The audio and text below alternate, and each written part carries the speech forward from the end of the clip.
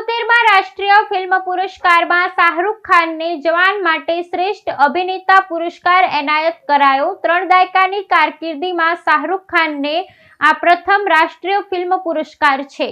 ભારતીય સિનેમાના ઇતિહાસમાં એક ઐતિહાસિક ક્ષણ તરીકે અભિનેતા શાહરૂખ ખાનને મંગળવાર 23 સપ્ટેમ્બર 2025ના રોજ આયોજિત 71માં રાષ્ટ્રીય ફિલ્મ પુરસ્કાર સમારોહમાં શ્રેષ્ઠ અભિનેતા પુરસ્કારથી સન્માનિત કરવામાં આવ્યા હતા। 3 દાયકાથી વધુની ભવ્ય કારકિર્દીમાં આ તેમનો પ્રથમ રાષ્ટ્રીય પુરસ્કાર છે, જે તેમને ફિલ્મ જવાનમાં તેમના ઉત્કૃષ્ટ અભિનય માટે એનાયત કરવામાં આવ્યું છે। વિજ્ઞાન ભવન ખાતે આયોજિત આ સમારોહમાં રાષ્ટ્રપતિ દ્રૌપદી મુર્મુના હસ્તે શાહરૂખ ખાને આ પ્રતિષ્ઠિત સન્માન સ્વીકાર્યું હતું। આ પ્રસંગે તેમણે પરંપરાગત કાળા પોશાકમાં સજ્જ થઈ મંચ પર સૌનું અભિવાદન કર્યું અને પુરસ્કાર સ્વીકાર્યો હતો।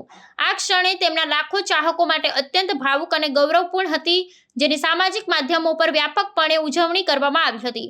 શાહરૂખ ખાનને આ પુરસ્કાર અભિનેતા વિક્રાંત મૈસી સાથે સંયુક્ત રીતે મળ્યો છે, જેમને ફિલ્મ 12th ફેલ માટે સન્માનિત કરવામાં આવ્યા હતા। જવાન ફિલ્મમાં શાહરૂખ ખાને ભજવેલી બહુવિધ ભૂમિકાઓ અને તેમના અભિનયની વિવેચકો દ્વારા ખૂબ પ્રશંસા કરવામાં આવી હતી। આ પુરસ્કાર તેમની અભિનય યાત્રામાં એક મહત્વપૂર્ણ સીમાચિહ્નરૂપ ગણવામાં આવી રહ્યો છે।